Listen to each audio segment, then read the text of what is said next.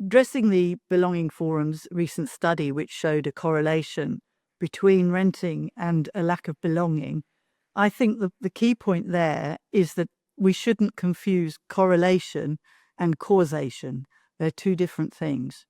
I'll go on and explain a bit more than that. Secondly, I think the assumption in the question, if the answer is yes, renting causes rootlessness, then clearly the solution would be to remove renting and just have people in shared ownership or ownership. And I think that's a technical solution to what is actually a social issue. So to expand on my first point, I think if you look back to not that a recent history, recent for me, maybe not for some of you, back to the 50s, I would say that was the high point of a sense of belonging, a sense of community. And only 35% of the population today rent. But in those days, in the 50s, 70% of the population were renting their homes. Only 30% actually owned their homes. So even though there aren't any surveys in the same way as the Belonging Forums carried out their survey, there was Wilmot and Young's Family and Kinship in East London.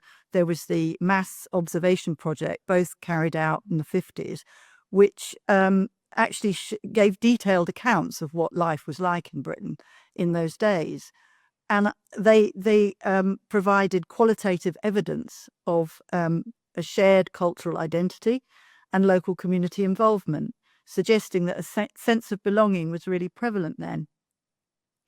And I think people had a very much a shared sense of purpose in terms of rebuilding Britain after the Second World War. But there were also communities built on adult solidarity, which I mean by cultural expectations of people looking after each other, people looking after their children. Now the idea of somebody telling off somebody else's children in the street or helping them is immediately suspect. So, but in those days, there was a cultural sense that that's what you did.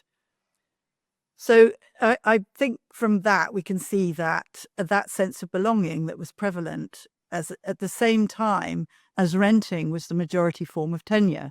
So I think that gives the answer to that. You might argue that renting today is different, but there were no rent regulations between 1957 and 1965. There were no regulations, virtually no regulations. They were introduced again in 1965 at the end when Rackman, the appalling landlord, when they felt they had to do something about him. So again, you might say, well, there's a short hold tenancies now, which is the longest you can be probably is 12 months. And you might get asked at the end of your fixed term period to move after 6 months. But I don't think that is the cause of people feeling rootless. So on my second point about a technical solution to a social problem, it isn't just about place. Feeling a sense of belonging isn't just about place. Place has a part, but I think it's a major part of it is about social element, the social context. So sense of belonging comes from shared values and experiences rather than solely identification with place. Identification with place in a rural area might be where people get their sense of belonging. But in an urban area, people have social connections which run across a huge area. I mean, it takes you an hour to get from one side of London to the other, but you still have social connections across the whole of the country, across the whole of the area. But only 1 in 10 of 30 to 34-year-olds live close to their parents now.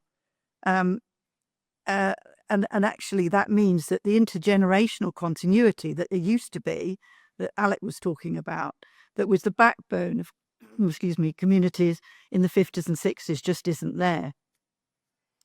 So I think that, I'm going to cut this short now. One of the other issues that the Belonging Forum's measure of belonging was about feeling lonely. And I do think that, and renters feeling more lonely than anyone else. And I think the experience of history suggests that loneliness is something which all humans suffer from at some point. But it's the context now which has changed. So in recent decades, society engages with loneliness in a very different way to the way that it used to. It's been completely pathologized. Add to this the relentless policy drives from successive governments on owner occupation. I think it's not surprising that renters feel a bit rootless about where they are. But, owner occupation isn't always secure. And the recent things, negative equity after 2008, the cladding issue that's affected nearly 2 million people, 2 million households. So that isn't always secure, and you need that for a sense of belonging. So I think as long as we don't have adult solidarity and we don't have neighbourly expectations, the community is more and more divided than ever. Neighbours not talking to each other. If they found out you voted Brexit, they'd stop talking to you. If they found out you weren't for lockdown, you thought life should go on, people stopped talking to you. And it's the current culture war, I think, that divides communities. It isn't about a form of tenure. Thank you so much, Sheila.